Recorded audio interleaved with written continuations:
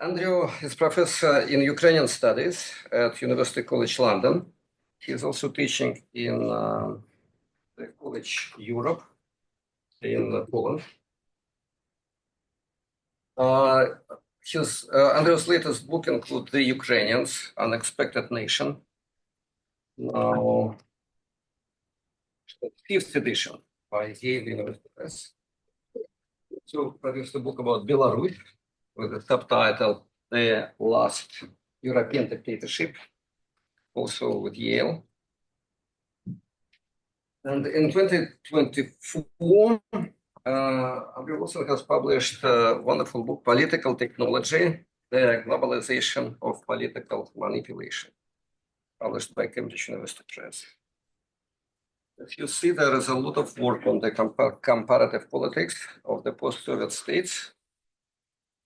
But much more so, I think that was a very forward-looking study of the very nature of political technology, political manipulation, hybrid wars, and the interaction between the digital technology and political technology in all this. Okay, Andrew. Thank you very much. Good Abend.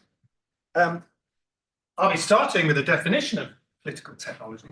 Some of you might not be so familiar with the term. As Alexander said, this book came out in 2024. You can also go to politicaltechnology.blog, where there's also lots of free material and other lectures and so on.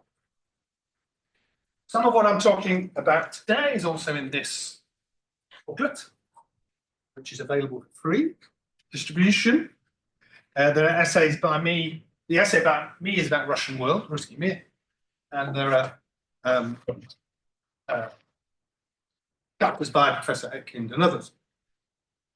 I'm also applying with the editor to the European Research Council.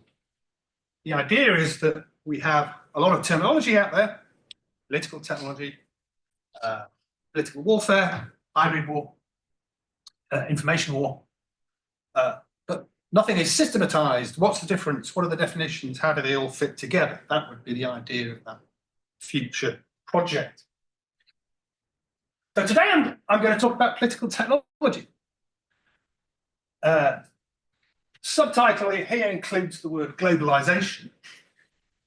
But in origin, this is a Russian term, familiar, ubiquitous even in Russia, for good reason. It's the operating code of everything, I would argue. But you do see things that meet the definition increasingly in other parts of the world too. So the book itself is a story about this Russian concept. What is it? And properly define how it's spread. First few pages, there are lots of definitions by Russians, which are pretty useless. Russians tend to assume that all politics is manipulation, which may or may not be true. It isn't. And I argue in the book why that isn't the case. But if it was true, there wouldn't be this term would be meaningless if it's just a synonym of politics. It's not. Not all politics is manipulation. So the definition is the supply side engineering of the political system, to which I add for partisan advantage. Possible to imagine beneficial deliberate engineering of political systems. But political technology is engineering done by elites for their own interests or those of their masters. I wrote another book on this subject back in 2005. Virtual Politics, Faking Democracy in a Post-Soviet World. Some people were slightly confused why there was a picture of the Orange Revolution on the front. Because at the time, you had a Russian world of political manipulation and a challenge, a real world challenge, a real politics challenge to it in Ukraine. That was the key moment when this book came out. And some of you might have read this book, which came out later, very important, by Peter Pomerantz, which basically goes through the kind of world of these political technologists, particularly on TV, and their very postmodern approach to creating everything is possible. So why write another book? What's changed since then? Well, first book was really about step one. Russia had, by 2005, Russia had achieved complete control of the political system by using what I call virtual political geometry. Started off with political technologists creating individual elements in the political system. Then more and more important individual elements in the system, which were able to act as what Russians call levers, to operate on the others. And then eventually, you populate the entire political space and you control how the various parties or politicians interact. Because everything is controlled and scripted. So allied to virtual geometry, you have this very Russian word about narrative, grand narrative, which is built up in the same process way. You start off with individual falsehoods or manipulations of the truth, and you build them up into what's eventually a hegemonic narrative that scripts all of the virtual subjects in political space. So you have all of these parts of virtual politics. The vocabulary is incredibly interesting. It tells you a lot. In this highly mediatized universe, lots of terminology. Putin, the Russian word for meeting is meeting. So a pro-Putin meeting is Putin, plural. The Russian word for extras, film extras, is the same as the word in the context of people employed more or less as extras to form an astroturf crowd. American word, astroturf, meaning fake grassroots, a fake crowd, a fake popular movement. Claqué is from the French word claqueur. The fabulous, well, the notorious practice in the 19th century of there were rival gangs which you could hire to applaud your performers or to boo your opponents, or it was a ransom scheme. You had to pay these people in order to stop them doing your performance. So artificial applauders, people are not just following a script, but people approving the script in order to spread the script.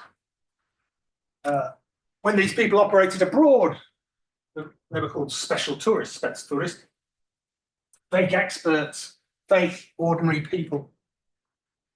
Even these are fake.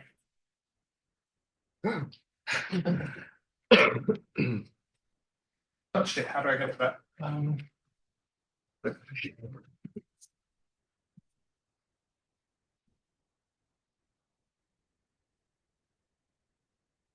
Right, I won't touch it again. Thank you. No. Yeah.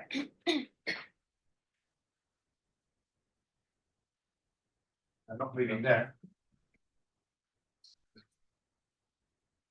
No. Yeah. So even forces that are pro-Putin, pro-Kremlin, are scripted. That's the way the Kremlin prefers it. A good example is the Unknown Regiment movement, the movement about fathers and grandfathers who fought in the war. There was a small initial genuine grassroots movement, which was fervently pro-Kremlin, but the Kremlin preferred to set up its own bigger, glitzier version instead. It didn't ban the original, it preferred to have a big control group. So what's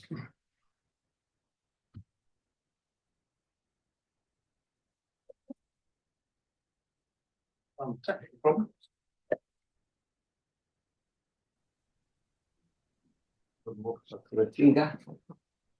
Haven't touched it.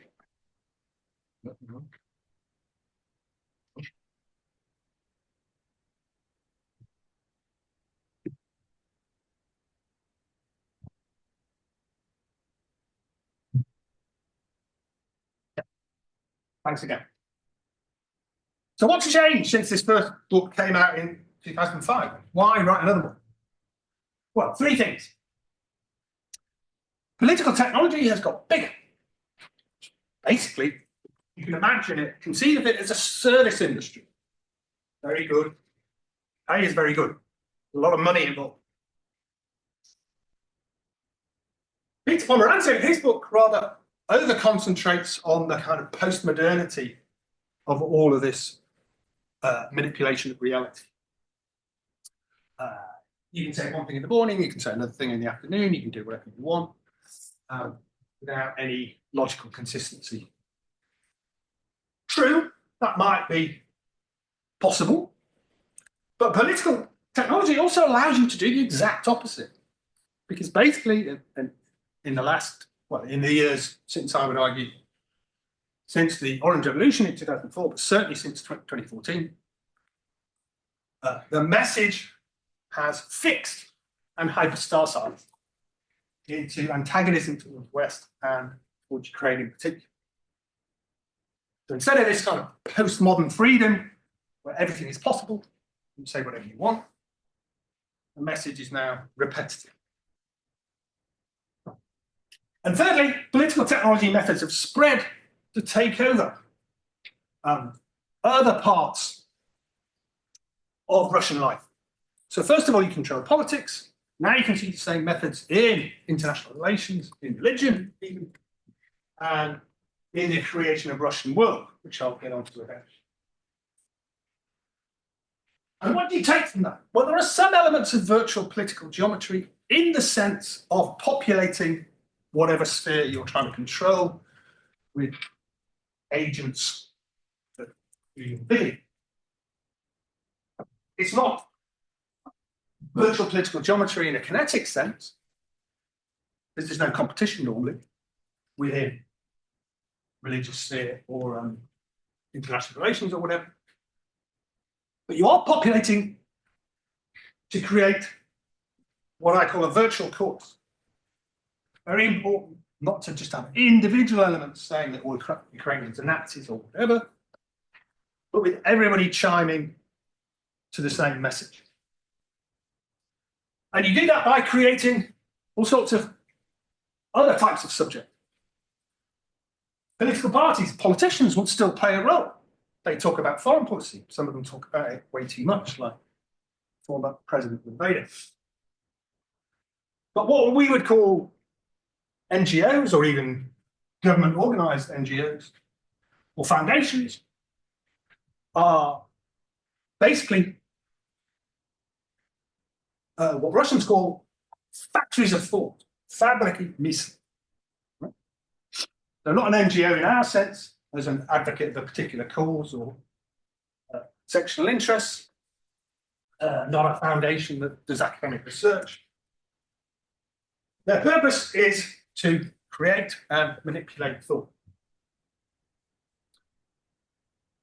Money, very important. Special funds, specs funding. Pour huge amounts of money into the creation of this method. And pseudoscience, as we'll see. Second word in political technology, technology. This basically means effective engineering, the promise of success in whatever your endeavor is.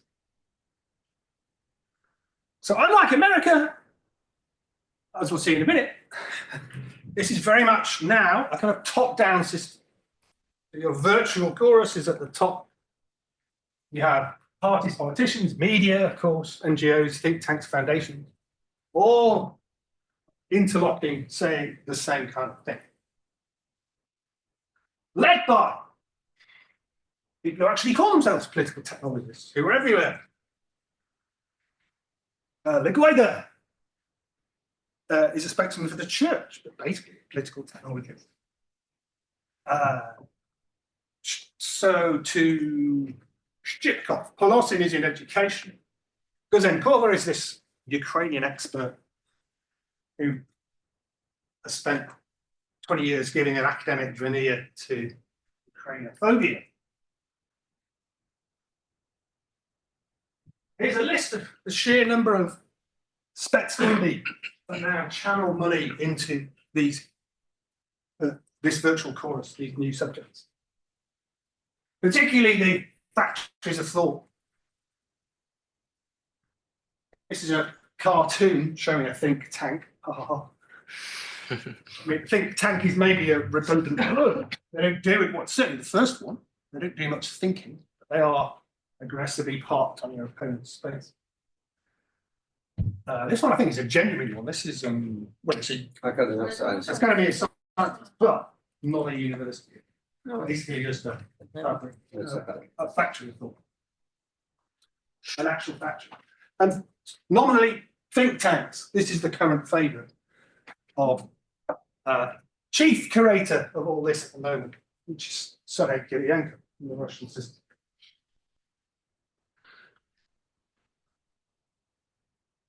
The other thing then was the spread of this method. If you look at, say, history, again, you have a kind of virtual chorus of interlocking elements right at the top. So Gongos, the Russian military organization, the Russian military historical organization. Politicians, oligarchs, media.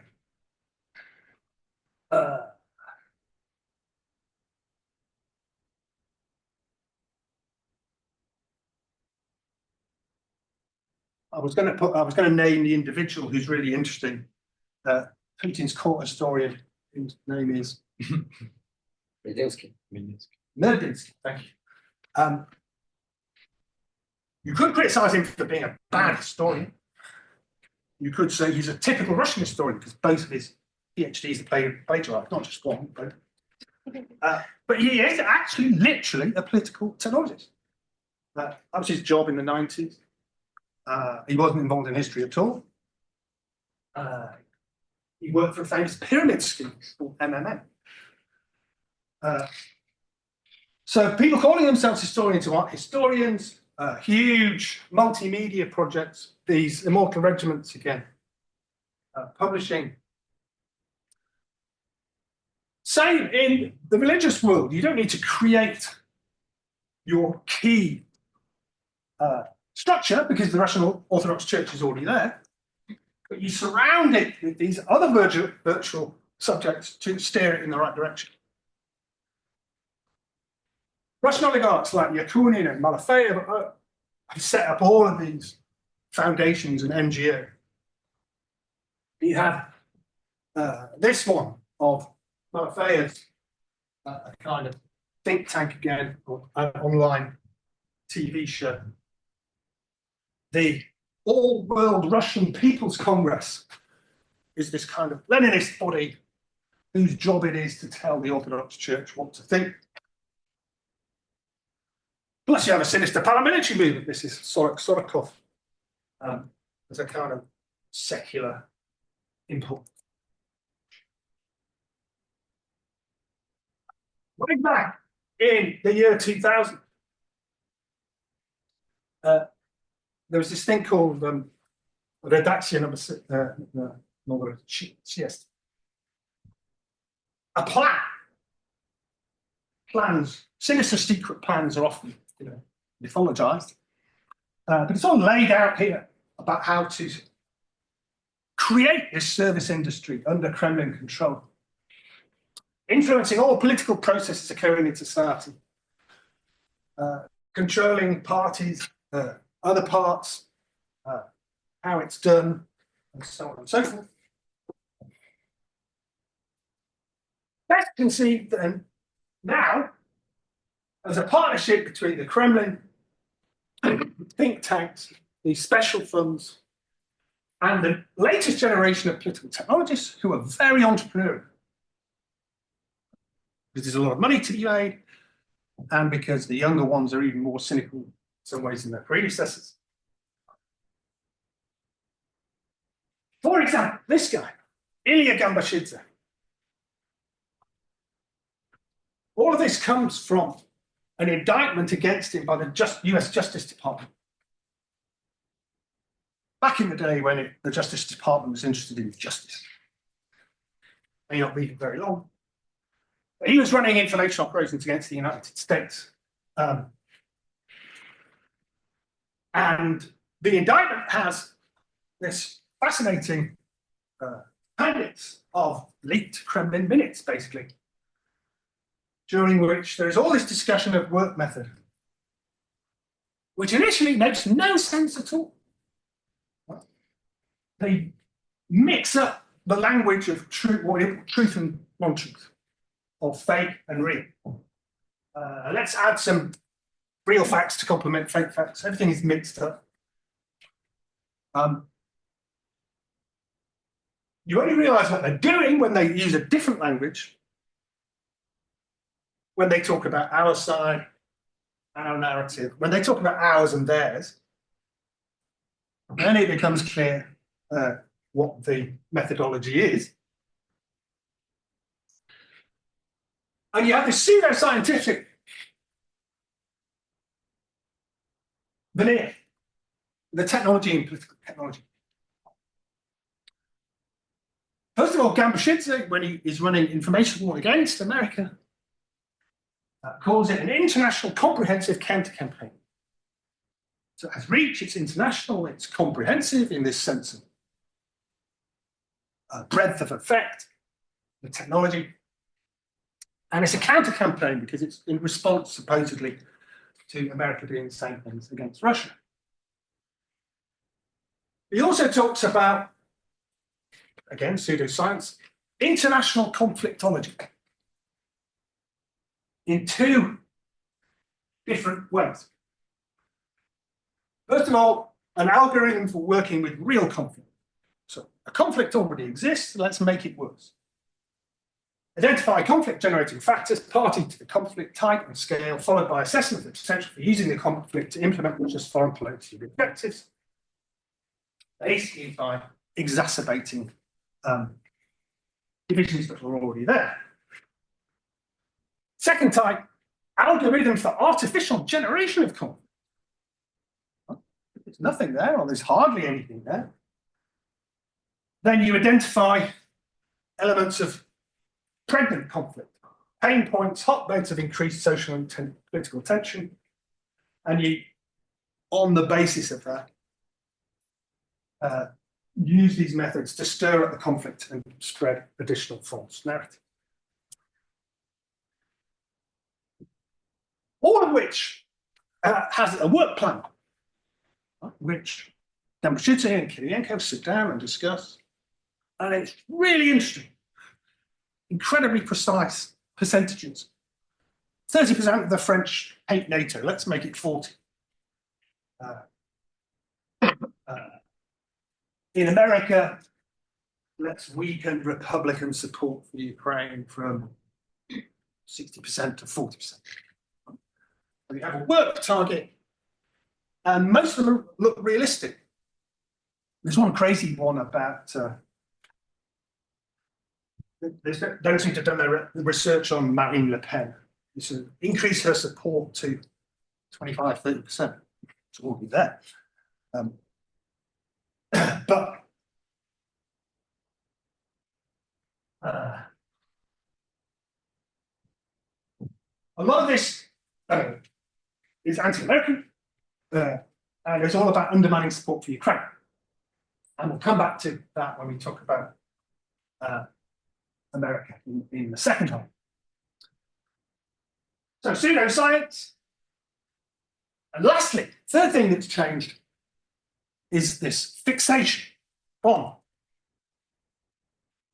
a consistent, albeit hyperstarcizing message since around about 2004. Certainly that's when so-called counter-revolutionary technology starts.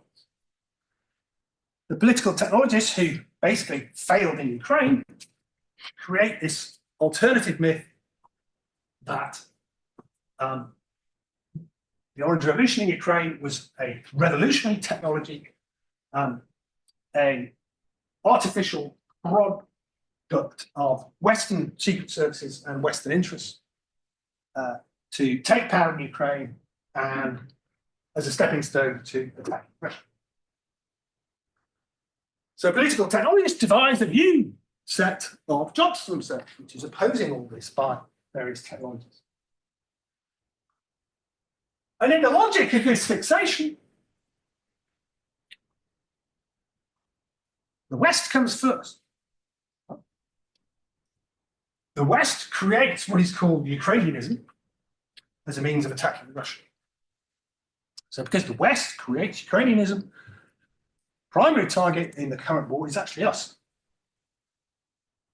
Regardless of what we think about military engagement, in terms of the narrative of the story, the basic enemy of Russia is not the West, but the mythologized West, Zap, which is an alien civilization or Russian civilization. So so-called Ukrainianism, Ukrainstvo, is not an ethnic identity. It is a political project of the West to undermine Russia. Timothy Snyder, his excellent book on this similar subject, quoted Ivan Ilyanov, 1930s Russian philosopher, who Putin is very fond of, but he doesn't say what Ilyin specifically says about Ukraine. It's really interesting. Ukraine is the most threatened part of Russia in terms of secession and conquest. Ukrainian separatism is an artificial phenomenon devoid of real basis. It arose from the ambition of leaders and international conquest intrigue. It is the most dangerous tool of the West against Russia. Because of Ukraine, Russia will turn into a source of civil and international war.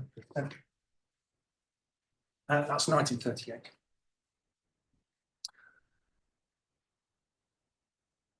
And with all these three messages, you have political technologists developing and promoting a group called the Foundation for Effective Politics and the publishing empire called Europe, responsible for the first. The Zinoviev Club, spreading the ideas of Alexander Zinoviev, who wrote the book called Zapadnism. And various people, including Kuzenkova again, spreading the idea of Ukrainians. And I put this slide in because February 28th, 2024, here they all are. Here is the virtual chorus in one picture, all around the table. An event organised by Parliament, senators and experts discuss sources of nationalist ideology in Ukraine as the foundation of the anti-Russian project. People around the table are the virtual chorus, the fake experts, the political technologists, and so on. Russian world, Ruski Mir, is a type of all this. As an idea, as a political project, it was developed by Father Georgy Shchedorovitsky, whose term for his own thought was called humanitarian technology, and his son, who sometimes uses the word humanitarian technology, sometimes political technology. And the father wrote that the departing subject, this is back in the 50s, 60s, nation states and even transnational corporations are the departing subjects of world development. they are being replaced by new ones, including world diasporas, people and culture, and anthropocene structures, in which science and science systems were dominant. This is still under the Soviet Union, so it's kind of adapted Leninism. Leninist Anthropocene, if you like, was that electricity could dominate everything. For Shebrovitsky, it's ideas and culture as created, as manipulated by people like him, so-called humanitarian technological approach to creating the Russian world. But the Russian world didn't pre-exist. It wasn't about identifying Russians out there and reaching out to them. A lot of the idea was about numbers. We want as many Russians as possible, so we want to create as many Russians as possible by political technology. So here's a political technologist, 2007, saying, so I'm actually interviewing him. So he's very frank about political technology. Political technology is great, you should use it in Ukraine and Georgia.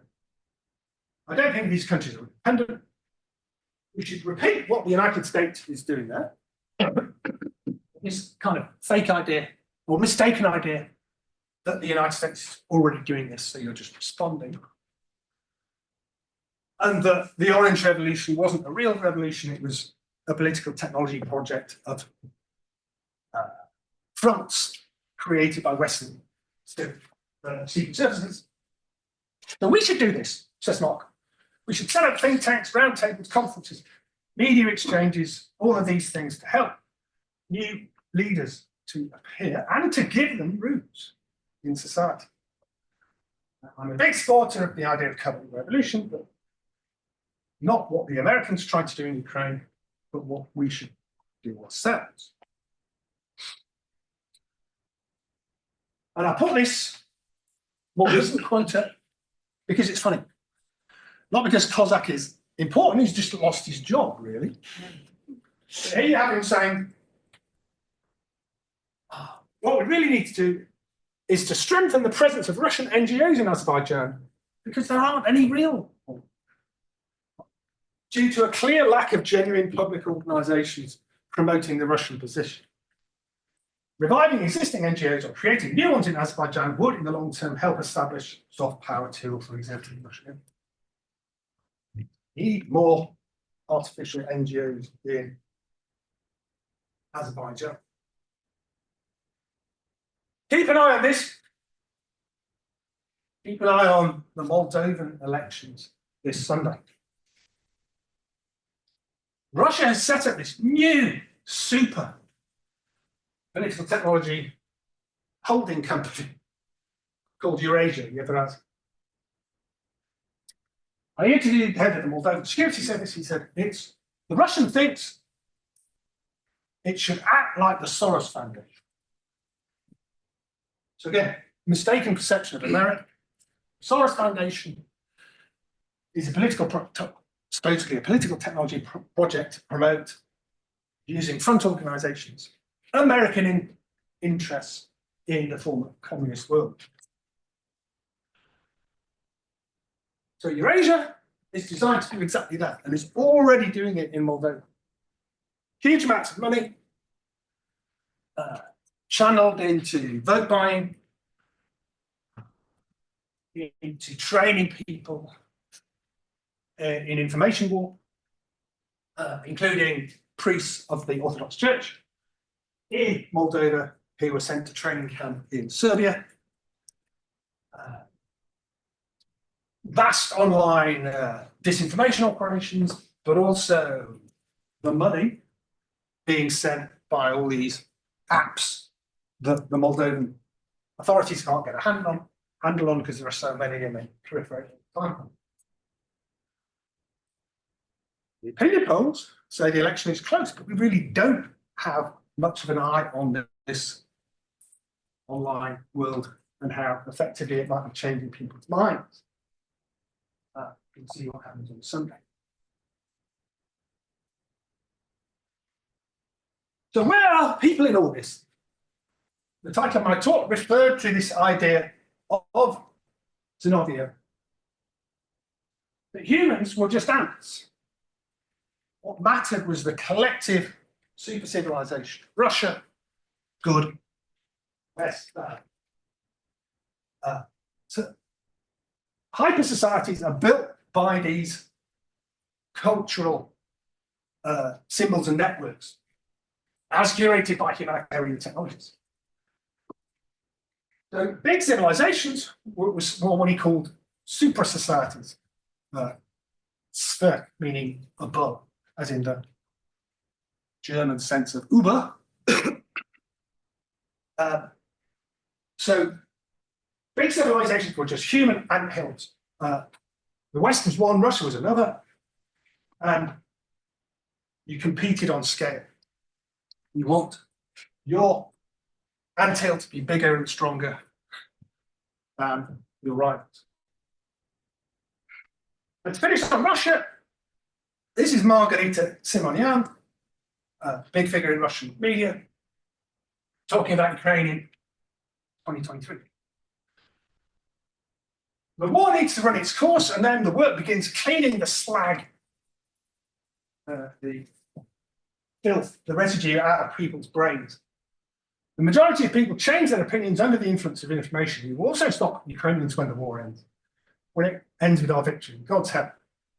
When they get an opportunity to get other sources of information they don't have now, when they will be getting this information from books and textbooks, from TV programs and normal media, they will digest it and gradually become normal pieces.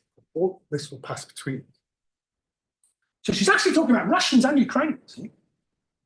After the war, we won't hate Ukrainians anymore because we won't be being told that we have to. And that Ukrainians can simply be reprogrammed to be Russians. Which is what is happening and worse in the temporarily occupied territories. The worst, the governor of one oblast is here talking about expelling large numbers of Ukrainians who didn't support Russia, which was for their own benefit, instead of dealing with them in an even harsher way, which means killing them. You kill them, or you force them out, or you re-educate them. And huge amounts of money and political technologies have been put into new media and new indoctrination systems in the currently temporarily occupied territories.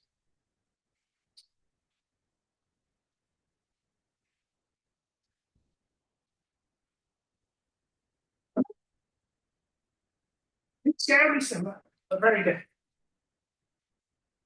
I want to talk about two eras of what I would call political technology in America, leading to not genocide, but to similar belief in ability to manipulate reality. Going back to the 70s. This book by Jane Mayer called Dark Money tells the story of the Koch brothers. One's dead. But American oligarchs who reacted to the 60s by trying to push back against liberalism, cultural change, and above all, restrictions on corporate power. So their political technologist, their guy, developed a blueprint called the Structure of Social Change. He tries to sell it to his bosses, businessmen, saying, we can manufacture political change like any other product in 3 steps. First of all, we need to create an alternative opinion league, the counterintelligentsia, because the universities are full of hippies. Secondly, think tanks again. But think tanks selling a predetermined ideology to politicians in the public rather than undertaking scholarly research. So not thinking. But setting up something called a think tank to serve as a factory of thought in that Russian way. And then this American word, creating populist astroturf movements and cheerleading platforms to exaggerate popular support for the new idea.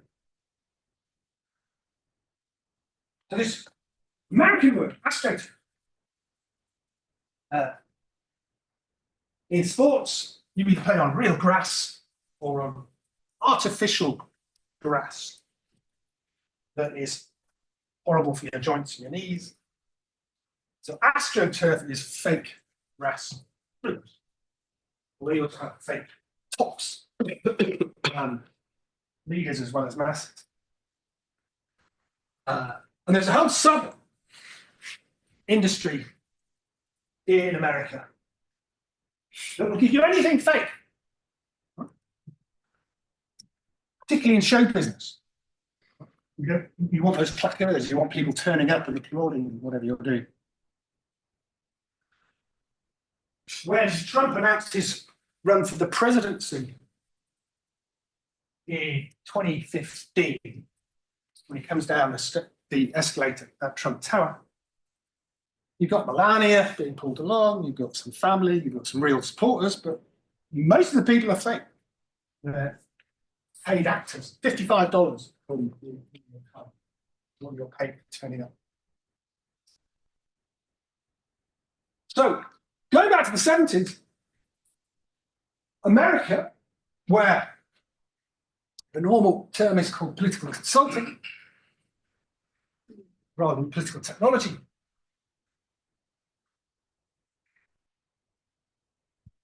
political consultants have done two things. Firstly, they delivered the COSH program, and secondly, they provide all of these wholesale services to American politicians.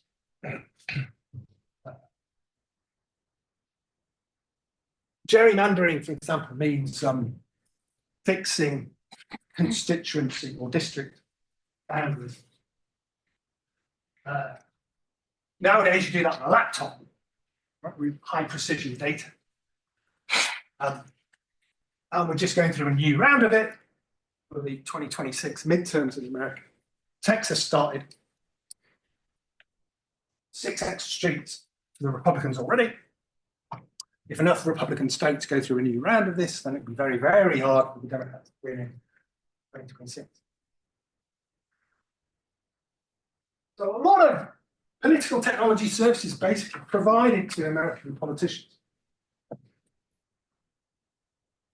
This is diagram of the Koch network when there were two. Now there's only one.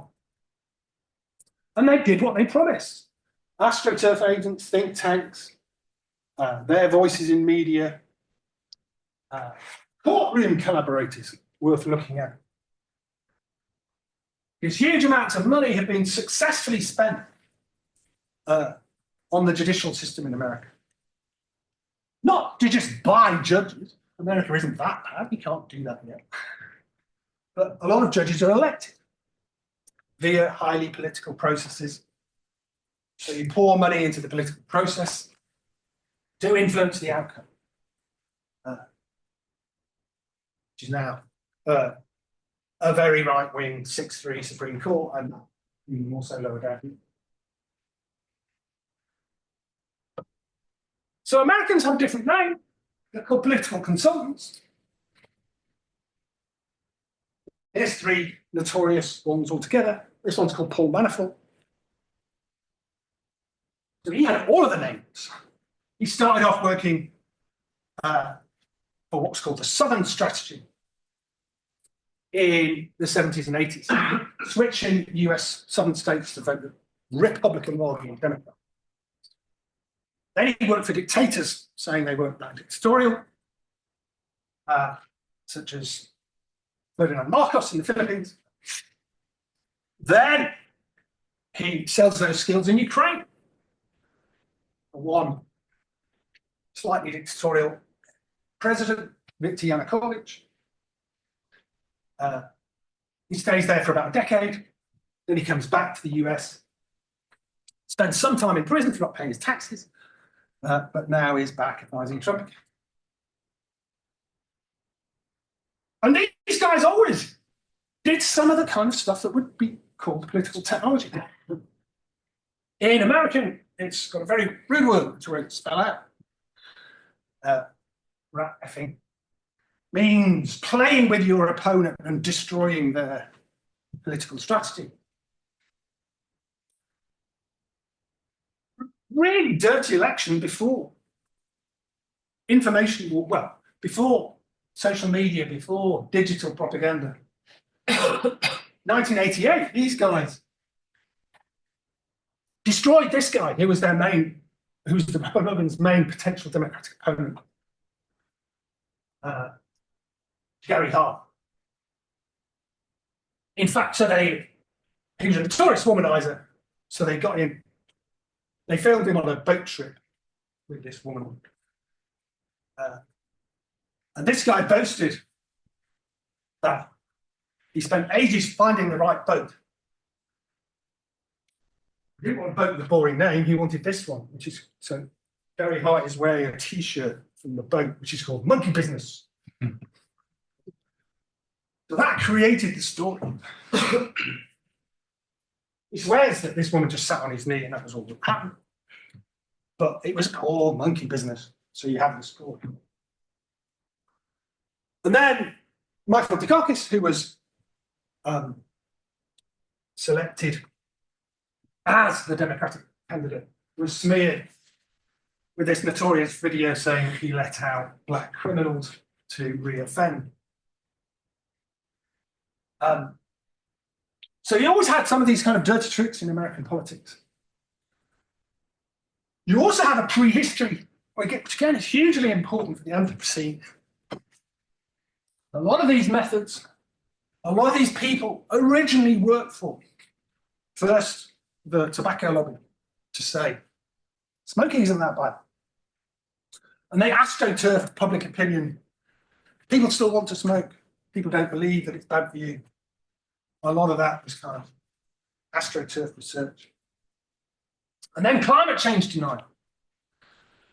In fact, the scale of, and the scale and the subterfuge of all of this, the fake science, has all sorts of effects. It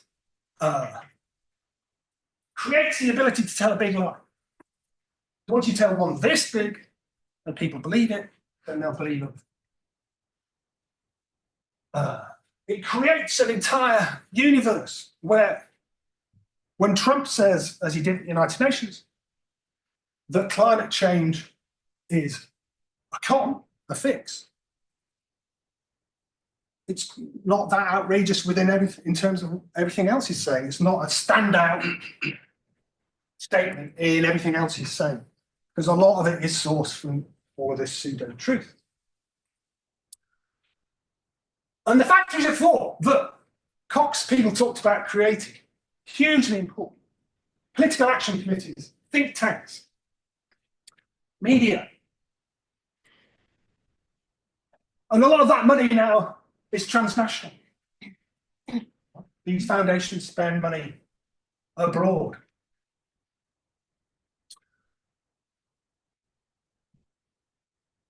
So in the 2020 elections, there are many reasons why Trump won. There are many genuine political reasons why Trump won. Trump did win. It's not fake true. But there's plenty of political technology as well. Fiddling with the right to vote, normalized in America. It's incredibly bad. 5 to 10% of people are excluded from voting. Every year, every American election, the BBC shows a long line of people ready to vote and says, this is brilliant. This is how committed Americans are to democracy. Well, yes, they're committed because they want to vote, but they're queuing for hours. Most effective political technology in voter suppression is closing polling stations, half of which have disappeared from Republican states. Huge amounts of dark money, Virtual political geometry, playing with other candidates, which in this case, for a long time, was going to be Robert Kennedy Jr. But Trump's people thought they could give him money and he would split the Democratic vote and they would win. Media, Musk. Musk acted like one of these political technology wholesalers. Obviously, he takes over X. He has his, he takes over Twitter and then renames it X. But he also had his political action committee channeling huge amounts of money, a lottery, basically dividing voters. Dirty tricks, invented radical woke ads supporting Kamala Harris, which was real. Maybe I did touch it, sorry.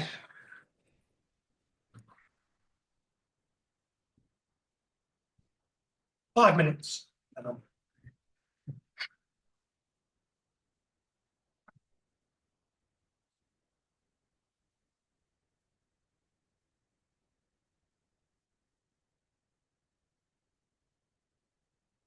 Thanks again. Most important in all this is new media, particularly online.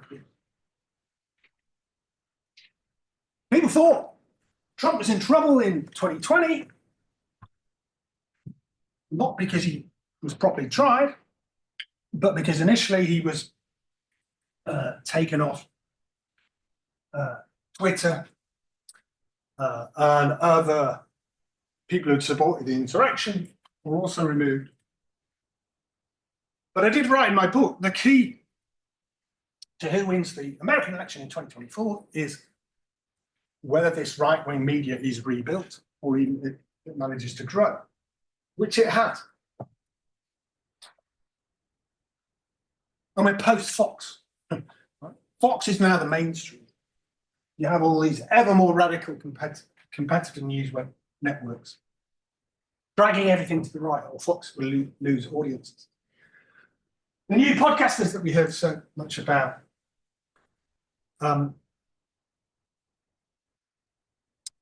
Trump's own True Social Network.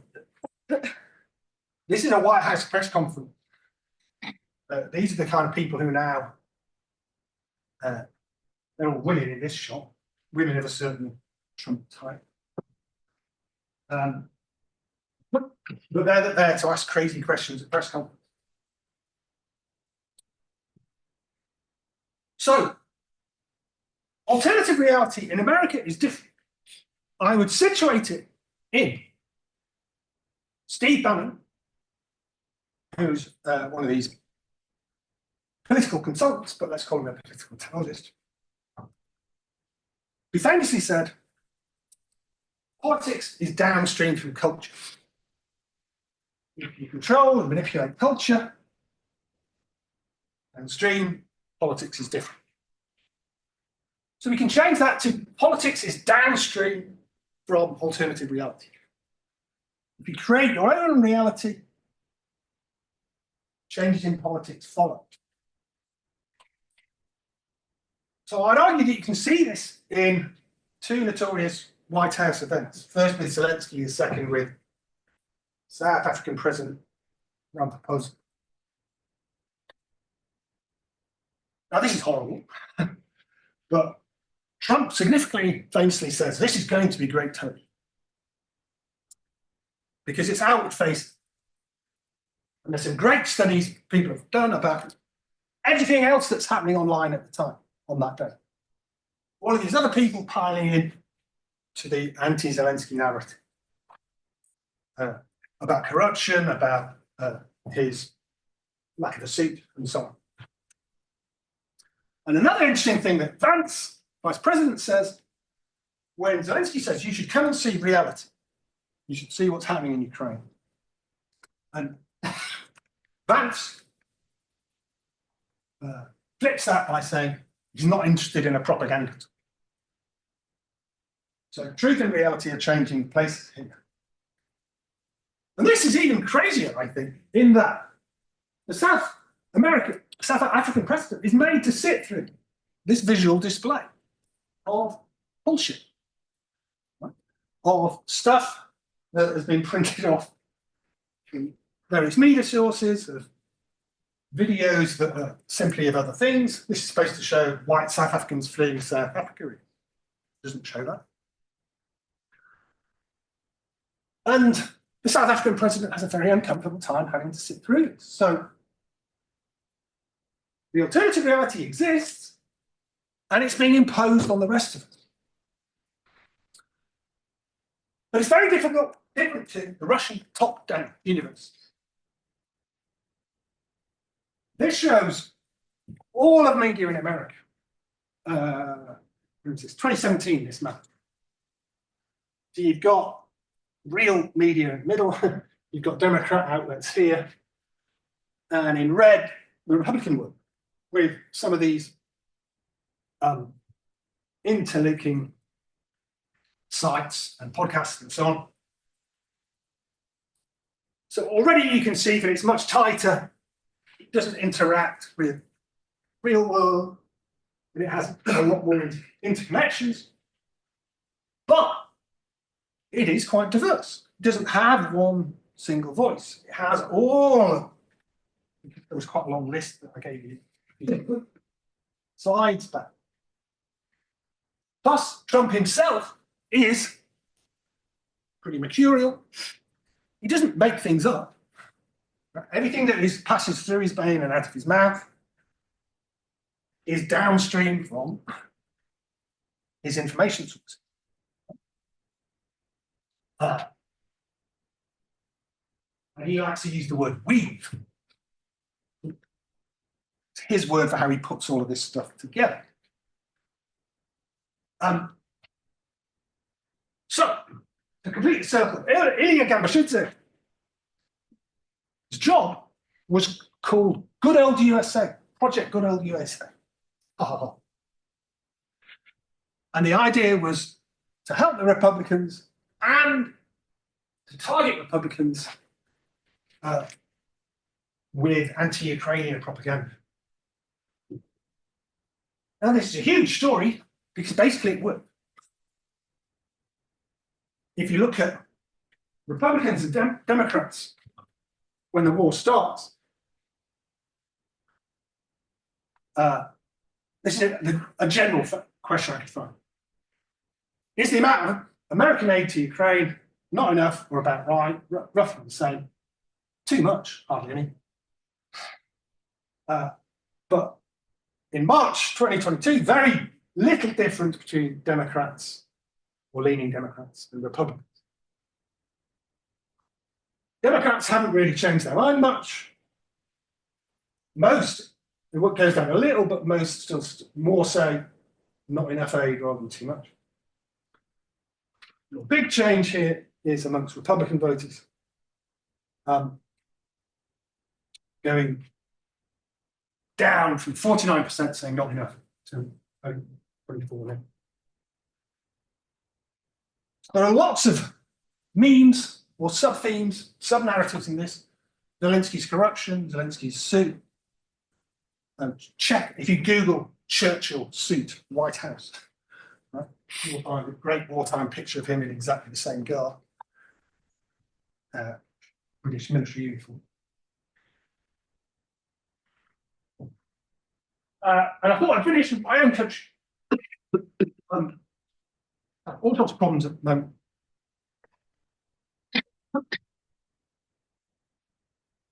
So two types of American political technology are influencing British politics as well. Firstly, in terms of media, we hugely overlap. So a lot of Britons are consuming the same media, TikTok, whatever. And there are a lot of new media operations. People say the Conservatives are dead politically. Yes, they did appallingly badly at the last election, but they're spending a huge amount of money on rebuilding their media influence.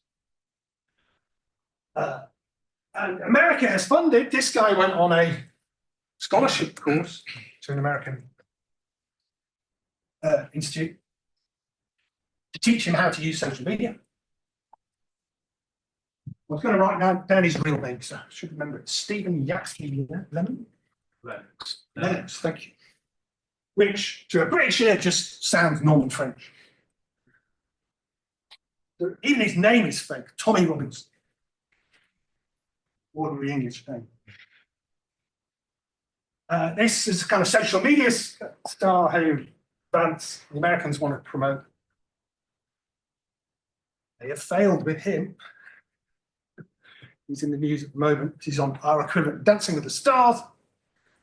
And it's a car crash because all his past life is coming out in the media. And we have Musk himself directly addressing a rally in London last week. All three pushing a narrative exactly the same as Gambashit's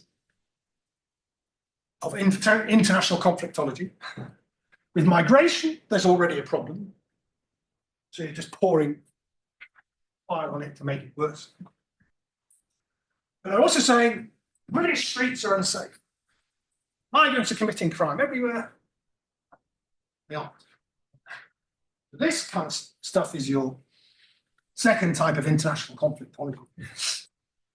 Taking issues and grievances, but inventing a narrative out of one case, in this case, of a migrant who tried to, but failed, sexually assault one girl. And that there's Sharia law in London and crazy stuff that just isn't true, that Trump was repeating to the UN. So Russia can now push alternative reality in whatever way it wants. Alternative reality, or realities in America, is a bit more chaotic. If you think of it as this river metaphor, that's what rivers do anyway. If they're in spate, they flow pretty chaotically.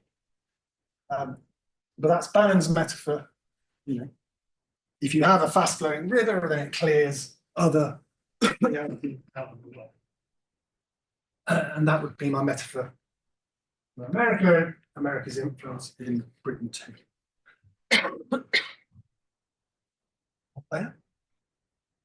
Hopefully leaving time Q&A, either from those of you in the room or online.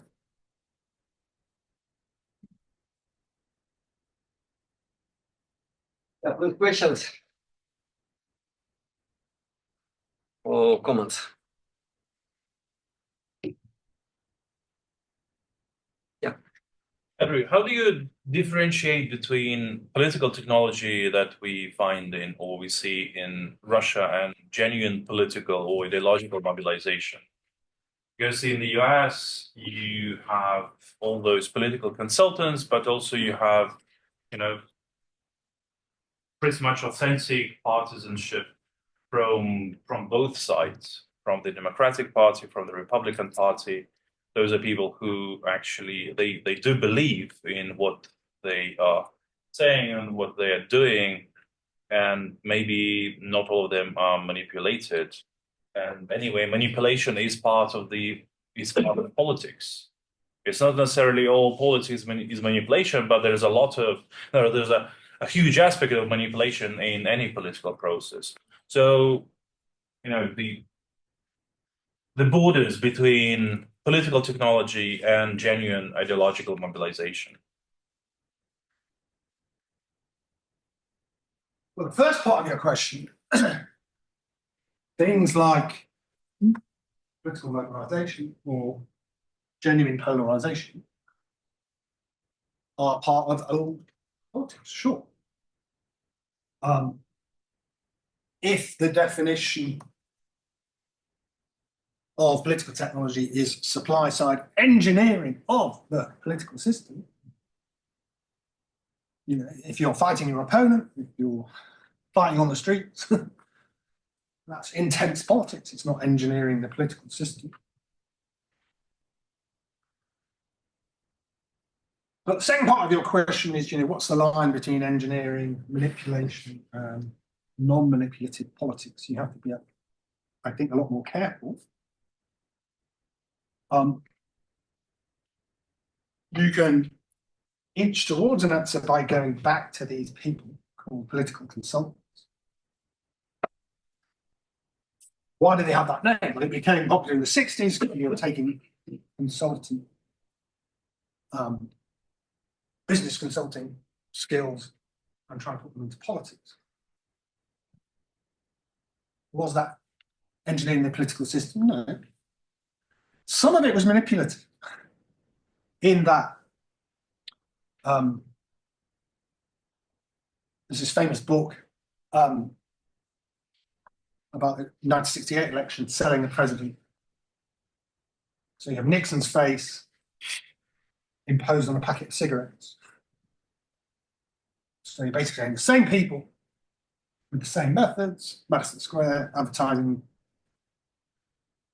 are manipulating people to vote for Nixon in the same way as they did over to sell tobacco and then to deny its health risks.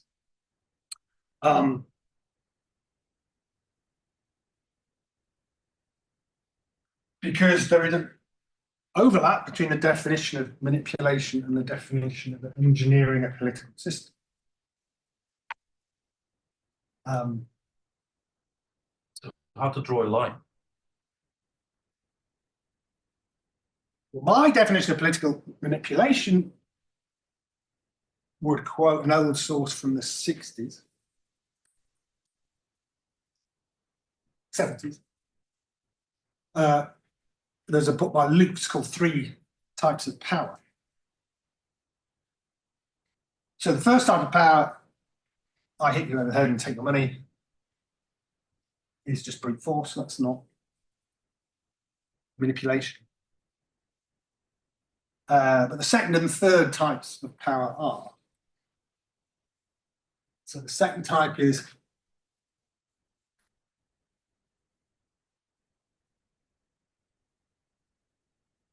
negatives.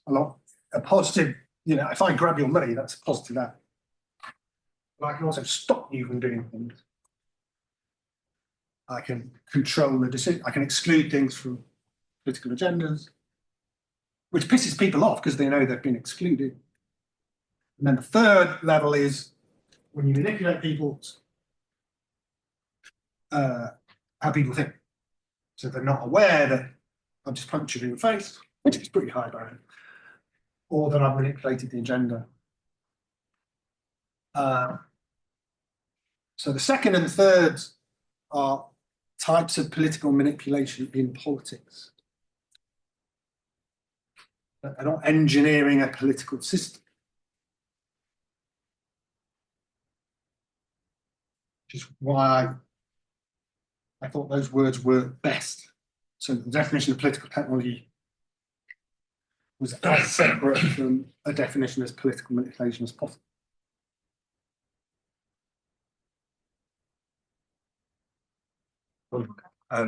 Thank you very much for the talk. I was struck by something you said about, I can't remember what term you were defining precisely, but you drew a distinction, or rather you specified that political technology is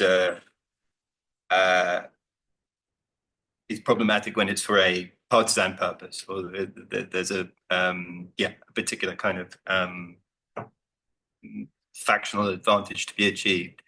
But then you said that you could anticipate political technological solutions that might be beneficial, that were not partisan, but perhaps broadly beneficial in a democratic sense. I wondered if you could elaborate on that and what perhaps you meant. Well, I was thinking, I'm not sure if this was but in the last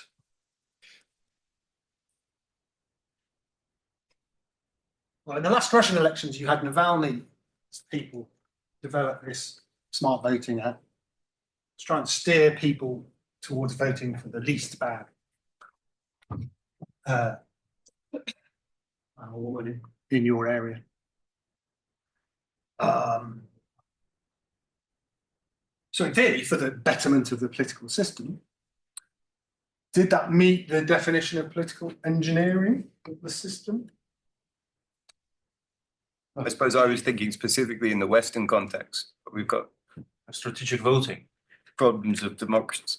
I mean, the term for what you described for the smart voting is strategic voting, which is not Navalny's creation, Yeah. right? As you say, it's not actually engineering the system. Yeah, they're not creating anything new. They're not creating a new Yeah, party, right? So I put the words in for extra. The words for partisan advantage, I thought worked. So I'll put that. Can we populate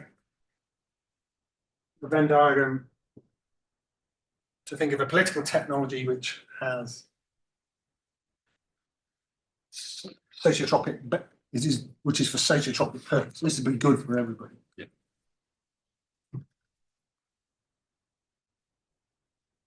We'll leave that as an open question. Yeah. No. Andrew, thank you so much. I have 3 questions, if I may, very brief. One is somehow related to what Anton asked, and is I'm just relying right now mostly on Western experience, so US and Europe, let's say, and asking, so many of these protests or many of these new movements, which you were just shown in this rally, right, in the US right now, last weekend, I think it was, right? This one, right. Are declared to be a result of the protest against manipulation from established media, it's called, from cultural institutions, from universities, and whatsoever. So therefore, the creation of social media, the product of social media, is just this protest, let's say, and these ideas are coming as a counteraction of against the established media, how it's called. Do you think, so considering what you said, do you think it's a kind of paradox? Because if it's itself a product of political technologies, manipulation, engineering, you name it. At the same time, it's also coming from the bottom. It's not only from above, at least in this part of it. So just your comments on this. Second, about Russia. You've shown us a slide with different structures in historical sphere. I would add there parks, Russia, my history, which has been studied by Elena Klimenko and so, and this is also in the volume which I recently added. So this is one, and this third about Russian world. You present it as a kind of product of this political engineering since 60s and so on and so forth. There are different opinions how to name it as myth, as a political project, but also there are some, because it's my field of expertise, and there are some theologians who call it heresy of ethnophilicism, and in a way, or it's ideology, but less the product of political technology only. So what is your opinion on that? These are 3. Well, the second question is the easiest to answer because yes. So a lot of these people, like Medinsky and others, are directly involved. Plus, people working for the Russian Orthodox Church. You could say that Etkind is a initiator, political technologist in a frock, Catholic. And their method, I think, is really striking. exhibitions without exhibits, basically. So you have dioramas, flashing lights, you have a lot of text. But you have exhibitions without exhibits, no proof, just narrative. No, Yeah. So I forget the exact words, but in one of them there's Alexander Nevsky quote, in order to defend yourself against the West, seek strength in the East. That's paraphrase, I don't remember exactly. It isn't inverted commas, but it's presented as a quote. Would we say that? No. So they exactly fit everything, including the kind of multimedia, multi-platform, bricolage of political technology.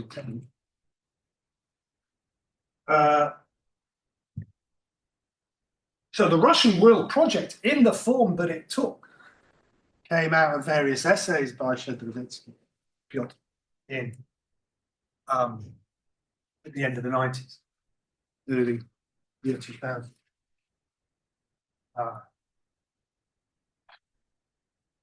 And you see the Kremlin trying to actualize that project using those methods. I mean, the whole broader discussion about who is Russian. I'm not familiar with the ethnophilicist argument, but that would be the adjective, yeah? God comes before ethnos. okay, we'll talk about it. Okay, So it shouldn't be a Ruski beer. Right? because it's Russian, right? Yeah. So Russian, if ethnicity comes before God, then you're guilty of ethnophilitism.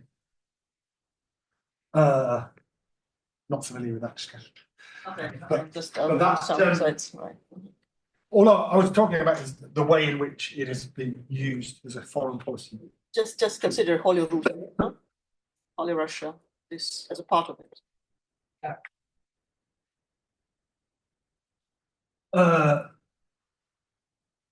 But then you also want to target other populations who aren't Orthodox. So, so the first question, I talk in the book a lot about spin. So a spin doctor in the original sense of the word was an operative after a US TV political debate. He would literally talk to the media and say, my guy was brilliant, the other guy was rubbish. My guy won. Which Trump famously does himself in 2016. There's this whole bot network which launches Trump won debate. This is Trump good.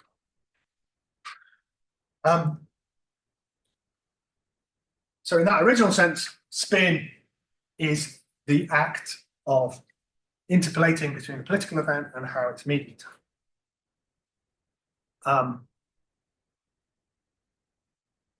Is that political technology? Well, it becomes political technology when spin doctors do other things. When they create media and when they create events to go in media delivery systems. So what if there is new media, is it necessarily political technology? Well, no, anybody can found media. But a lot of what's happening in the UK at the moment is clearly political technology project. GB News, I would say, is clearly modeled on Fox. And, it's not a business, it's losing huge amounts of money. So it's an investment to manipulate politics.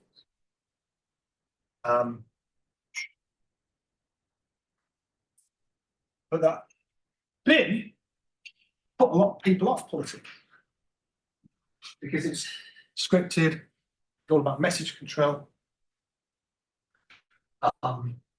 It was all about controlling what the mainstream media said, regardless of what they wanted to say about politics. Then you get people reacting to that by saying everyone's the same, they're all scripted. Not the mainstream media's fault, because it's spin doctors channeling how mainstream media reports on politics. So definitely the world of spin creates a reaction, a populist reaction against message control.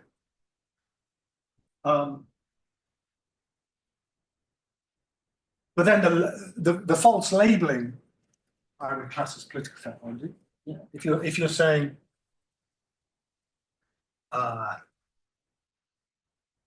mainstream media has its inherent faults rather than what spin did to it, that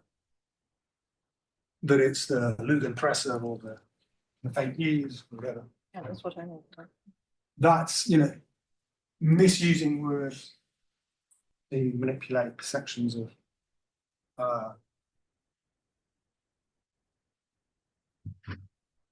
regular media. Because even mainstream media is a kind of a loaded term now.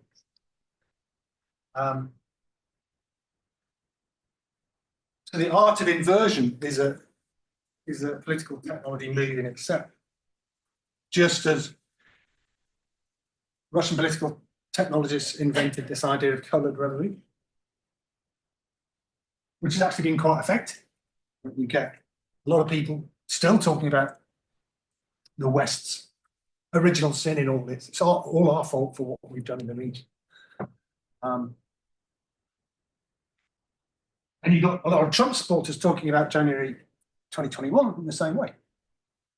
Oh, this is a fake CIA coloured revolution. They've done it in other countries, so now they're doing it only in Washington.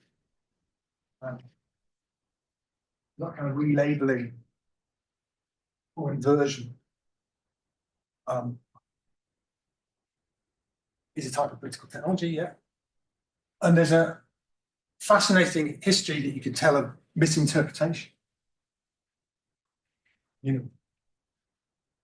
Markov used to work alongside Mike McFaul in one of the US foundations promoting democracy. And does he make all this up, or did he just not understand what he's employed to do? These people tell a story about what a kind of false or inverted story of how they are doing what other people were doing before. But the Russia, my history thing is, yeah. Ekaterina Klimenko's publication, she wrote your dissertation on that. Ekaterina Klimenko, I'll send you. I mean, look at the one in Crimea.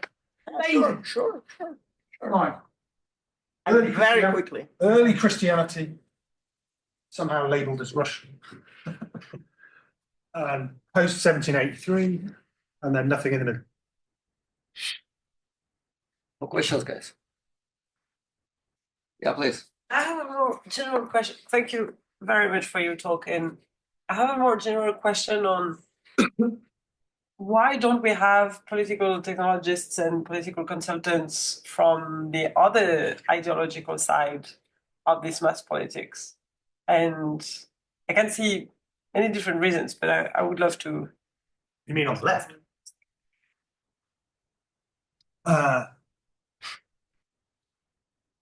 I think it's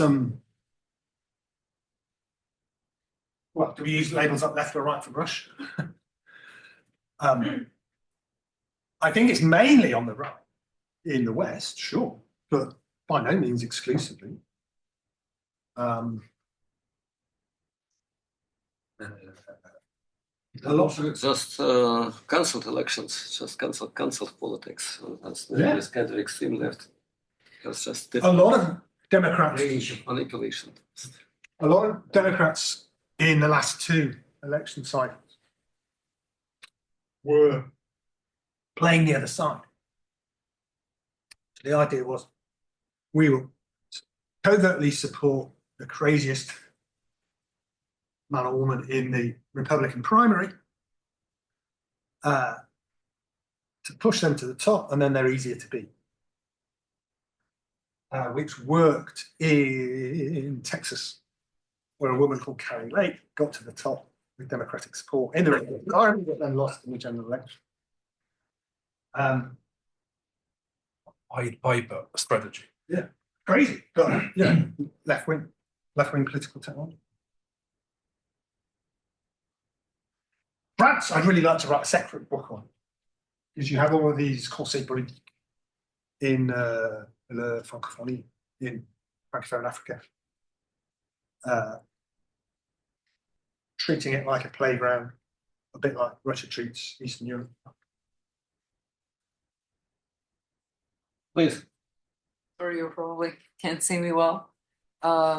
We see this method being used mostly in majoritarian systems or systems where parties have almost absolute control, and like Serbia, for example, where the party has almost an absolute majority, the SNS. So with the rise of the far right in Europe, do you think that there is any possibility for these methods to be implemented in Western Europe?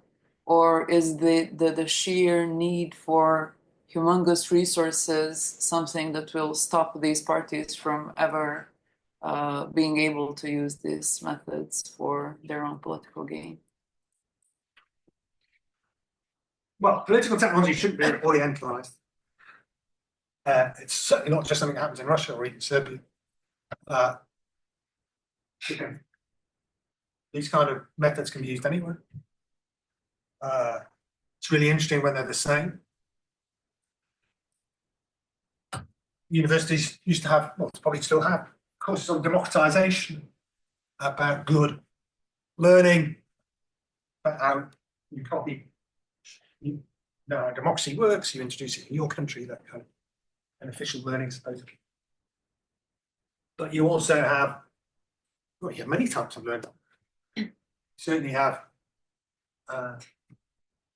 state A learning from malpractice in state B, and state B could be a democracy. A lot of people copying Trump. The first question about majoritarian or proportional systems.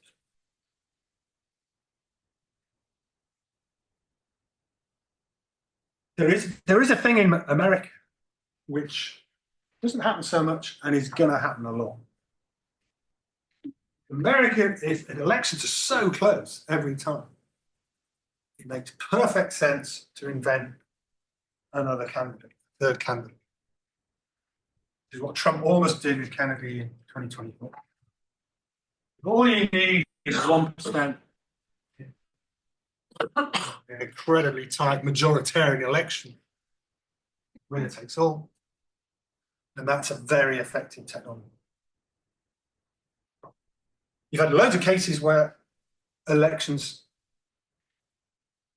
it wasn't political technology, but Al Gore lost to George Bush, except he didn't. Electoral college or whatever, because of the Green Party candidate. But nothing sinister, it just happened. But you can certainly create that artificially. Precisely because you have a majoritarian system which is so polarized. But there are other things that you can do in proportional systems. In fact, you can use normal politics things, but entirely political technology reasons. You know, a high barrier for representation in a PR system, just to play it, to muck up your opponents or whatever.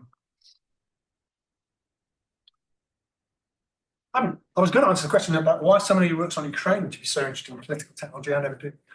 But you have, through the 90s, the noughties, 2010s, Ukraine kept changing its political system because they thought the problem was PR. But it turned out to be something else. So they tried majoritarianism and then they went back to mixed. Whatever they did, corrupt actors would find some way to use money to influence outcomes. And there are different ways of doing that in any type of system. I have a couple of questions. One about regional elections and regional political technology. Because in Russia, and I think in Ukraine as well, a big part of this political consultancy was addressing was taking part in the regional elections.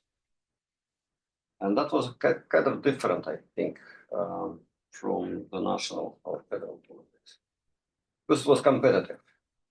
So different teams of political technology, that was a way to earn money. Rich regions, there was a lot of money, like in Moscow, some Siberian places. And it was kind of competitive. So they were kind of creating, inventing new sort of whatever technologies, exactly. Using sociology and all that stuff, psychology.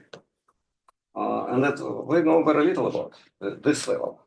Even though I think the more historically, the major part of the corpus of technologies were developing on the regional level and then were somehow absorbed by people like Lev Pavlovsky, etc. On the top. So I think that would be interesting to look at this as a kind of bottom-up process, but not coming from the people, but coming from the regions to the capital, or even the capitals if to think about Ukraine in a kind of similar perspective. Yeah, good point about the direction of learning. Could be from regions to centre. In general, political technology was competitive, both in national and regional politics. In Russia, in the 90s, in the early noughties, which I think was the whole point of the UKOS. It had many reasons, stealing his company. But because Ordokovsky was engaged in this type of competition and manipulating against Kremlin, the point was to say, not that this mustn't happen, but that only we are allowed to do this. Then you had residual, you control all the main parts of the political system in the Duma, but you still have to police the boundaries. So there's residual politics. But politics stays more competitive in the regions for longer. I don't know when you date its death, but it's dead now. Yeah. So maybe some signs of life, but the competition is gradually being squeezed out of it. I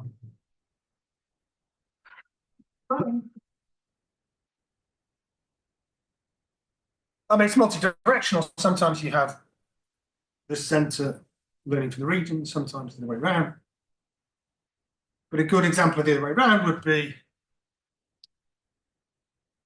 Kiev Mayor Leonid Chernovetsky, who became notorious because he's really good at Grechka or vote buying. And how it was organised with these Grechka technologies and how you made sure that people voted the right way after you'd bribed them. And that even became transnational because some of these people went to work in Moldova, where they helped this oligarch called Ilan Shaw has this network of shops in Moldova selling cheap goods with all sorts of other technologies attached. You have to send your contact data and then you can be propagandized and so on. And sometimes the center pushes into the region. So in Georgia, one election was fixed about 12 years ago with a massive bribe. Georgian Dream candidate was losing, so in between the rounds, the main oligarch's bank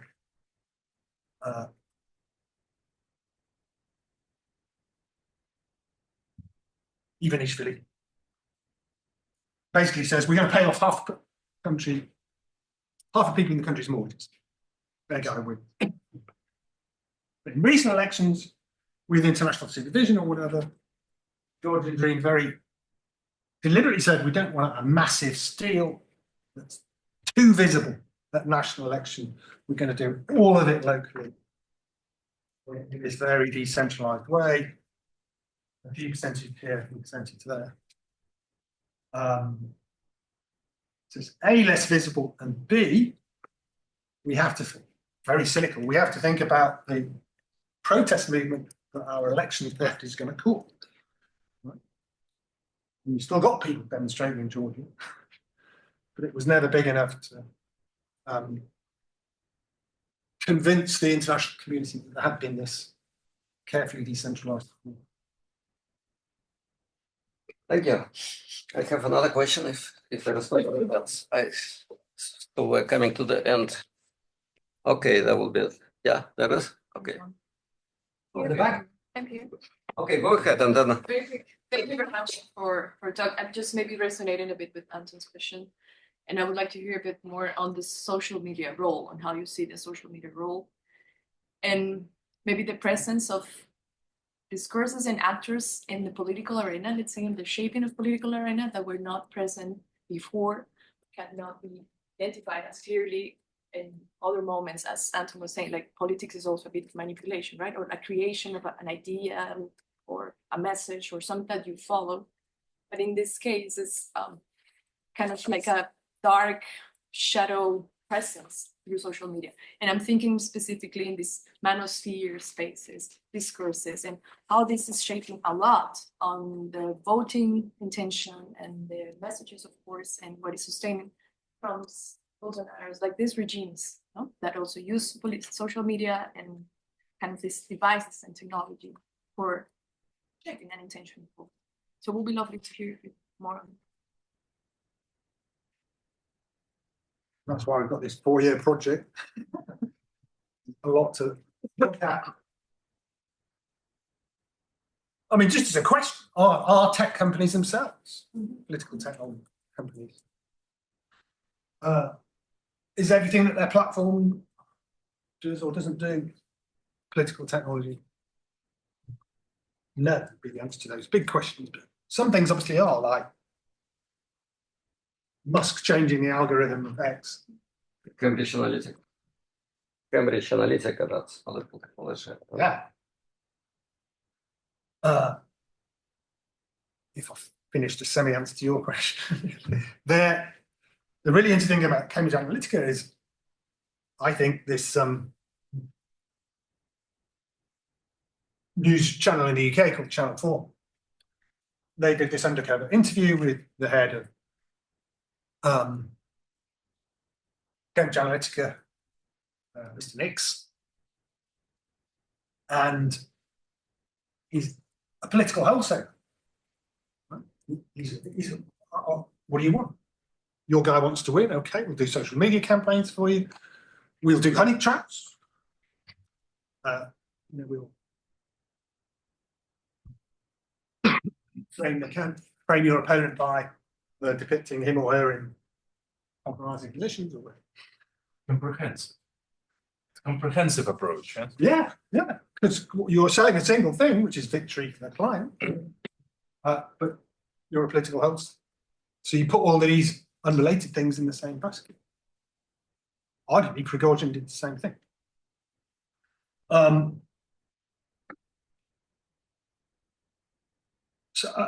Social media. What is normal politics? What is political technology? Big question. If you look at what's happening at the moment in Moldova, all these fly-by-night new channels, all paid for with much money, all in a universe around Telegram. I'd call that political technology because it's money creating media for purpose, political purpose, and the content. Huge amount of fake, deep fake, or even cheap fake. The last one was Anyone seen that?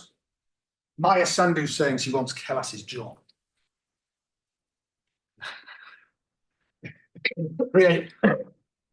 create tension between the leader of Moldova and the foreign policy leader of the EU. So a fake video saying that's their job.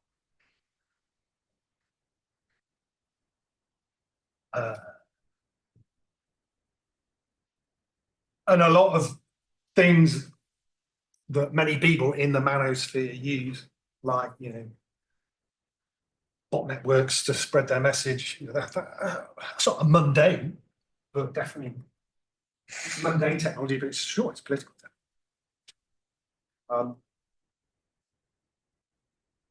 So in terms of how you artificially spread a message or hijack a message, how you manipulate algorithms, I think all of that is technology. We have a couple of cases.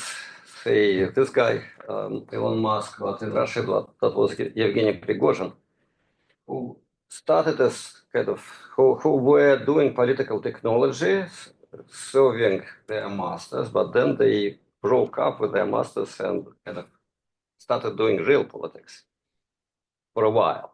Not successfully in either case, not successful, so they failed. But that became real politics as an act of rebellion of a former, like this kind of master-servant kind of dialectics. So the servant rebels against the master at some point. And then either wins or fails, that's a different issue. So yeah, do you think that's like a rule of the game? Will these kind of cases will we see them at this high level? Yeah. So you think about that and try and control it. In my virtual politics book, I also talked about the Petrushka effect. So we would probably say Frankenstein's monster, remembering that Frankenstein creates the monster, he isn't the monster. Petrushka is a doll who runs away from his master. And opera by Stravinsky.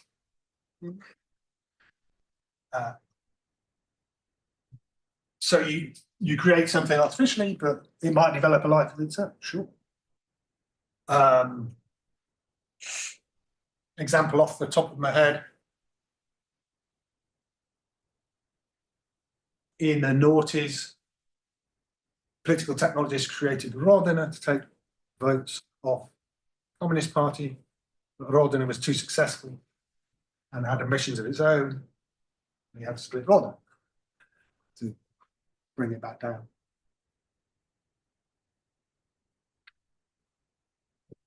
There were some hands there. Rodina? It was on the left. Yeah, please. Thank you very much for the talk. My question is really brief. How would you evaluate the possible outcomes and consequences of current US media world being overlapping with the UK ones? I mean, do you think there might be any transformative changes in British society consuming this type of content? Well, we already have the far-right party polling at 30%. So a few years ago, we thought its ceiling of support was way low. It's hugely new media driven. So its leader, Mr. Nigel Farage, is hugely popular on TikTok. So normally, and you've had a massive inversion of the normal paradigm with age, more left wing when you're young, more right wing when you're older. Then you have this big under 26 reform supporting age bracket now, which are, and of course, the young disproportionately consume social media, so that shows the effect.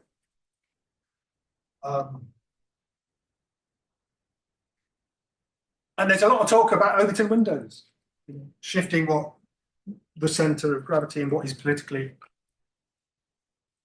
acceptable or mainstream. You get a very different type of language now. which is not just about migration, but is about Islam, associating Islam with this fake non-existent crime wave on existing British streets. And you've got a government who's paralyzed with fear about all this. Would you call their main political strategist a political technologist? Leave that as an open question. There was a guy called Morgan McSweeney who was obsessed with competing with the far right.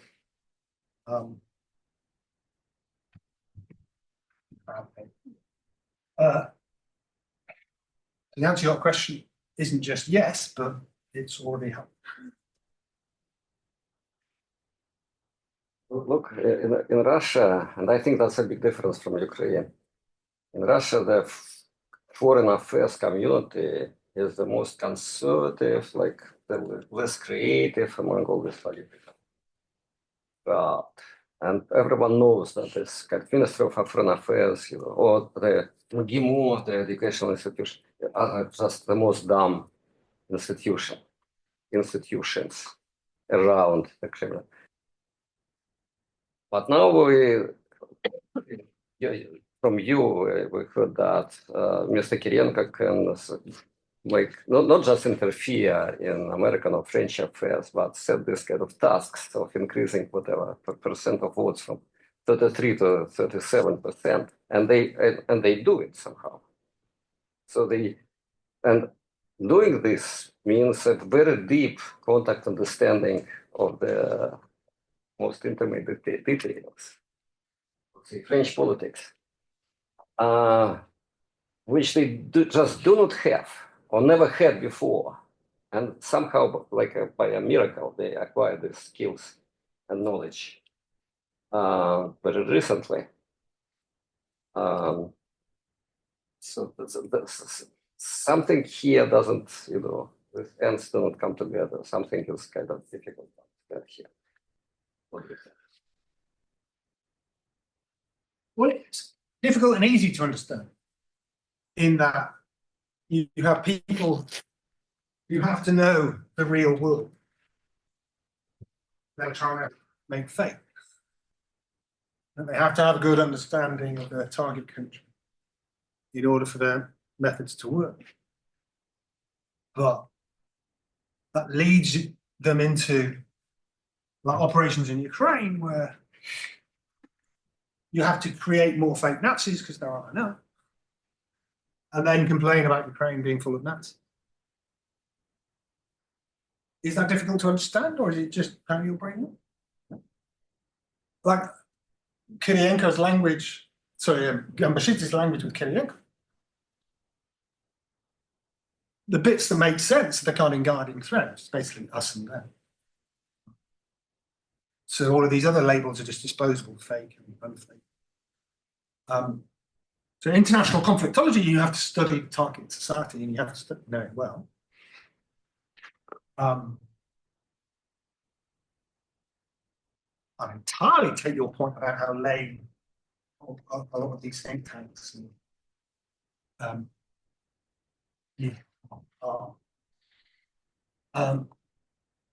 but in the Soviet era, you did have this expertise in America. You did have the Institute of the Americas, and you had these specialists. Some of which carries over. So you can see that modern political technologists use hit exactly the same buttons as the KGB did in the 60s and 70s, which is race. If America had moved on, that would be bad historical memory, but racial problems in America have got worse. So you are actually pushing the right button. But not necessarily with the... And they never had such a success. In the Soviet times, they had, even more money, etc., but they never put the, countries onto the throne. They never did it. Now they do it. Something has changed deeply on some level, which we don't understand. because you're not really weighing true against fake and letting it interfere with how you operate anymore. One country where the Russians are really dumb is Ukraine. They just, because of their general framing, they always get Ukraine. Ukrainians aren't Orthodox Russians. They are just a little bit different, but basically the same. They always make the same mistakes. So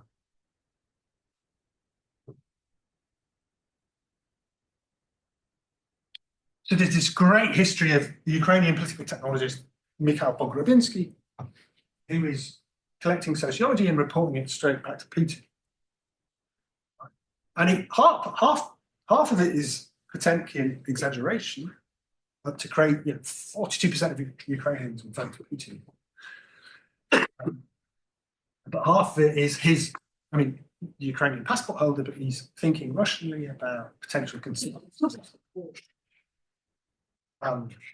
His bad analysis, which then feeds into the Kremlin, the FSB.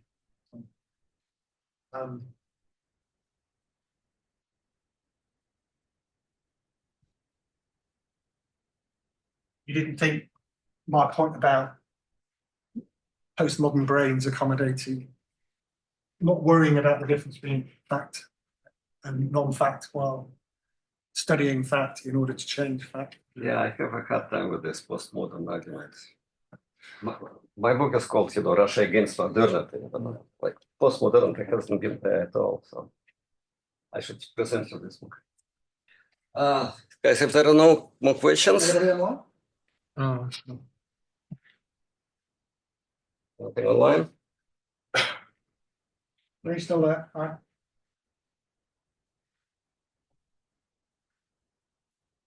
Well, thank you so much.